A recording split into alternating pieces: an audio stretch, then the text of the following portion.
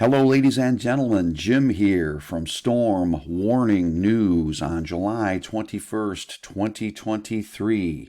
The Fed has stated that FedNow is not intended to kill or replace other money transfer options like Venmo, Cash App, PayPal, or Zelle. Instead, it is designed to work alongside the current systems built by the private sector. Yeah.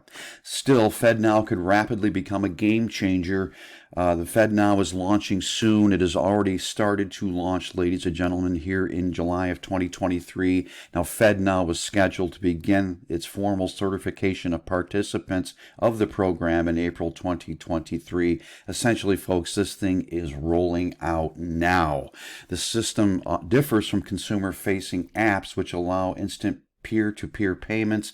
FedNow won't be an app per se. It's more designed to allow banks to move money instantly. More than 50 financial institutions are early adopters of FedNow. Some of the notable banks that will use FedNow include JP Morgan Chase, Wells Fargo, and People's Bank. Now, FedNow will only be available to customers of the banks that choose to implement it. The Fed says all 10,000 or so banks that are regulated by the Fed can join but will not be required to do so. The claim is that for everyday people, FedNow could make managing money much easier and faster. It would allow you to pay your mortgage bill on Christmas Day without worrying about it being delayed or late because of the holiday.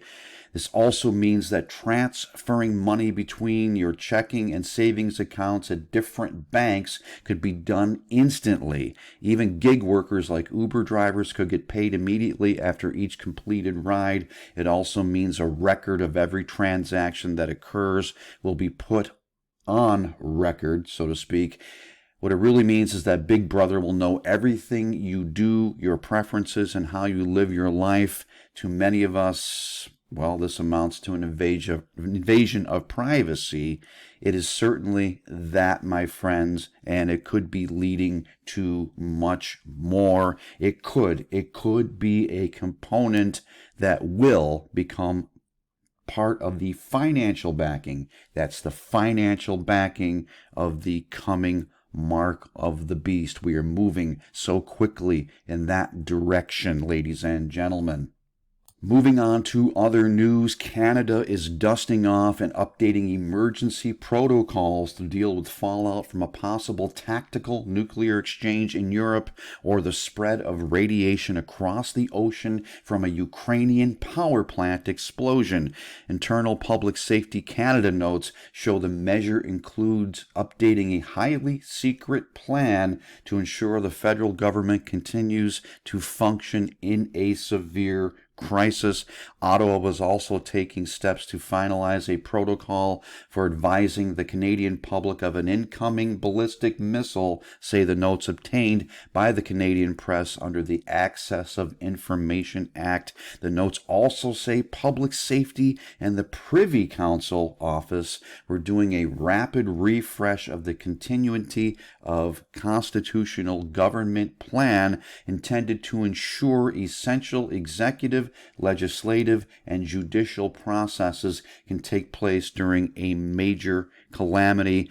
And that plan sets out a process for relocating key institutions, including the Prime Minister's office, the federal cabinet, Parliament, and the Supreme Court, in an alternate site outside the national capital region. The plan is a modern version of a Cold War era program that would have seen members of the government move to an underground installation west of Ottawa, now known as the Diefenbunker, a nod to Canada's 13th Prime Minister. So, Canada is prepping for the possibility of a nuclear event, nuclear radiation drifting across from another part of the world, say the Ukraine, or an incoming nuclear missile attack.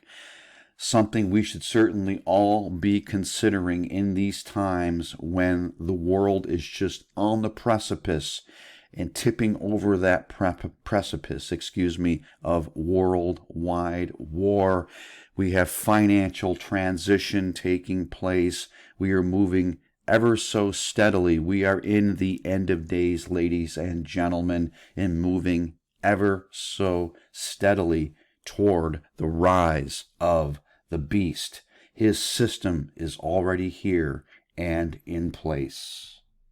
But through it all, remember this simple truth as written in Proverbs chapter 3, verses 5 through 6, which say, "Trust in the Lord with all your heart, and lean not on your own understanding.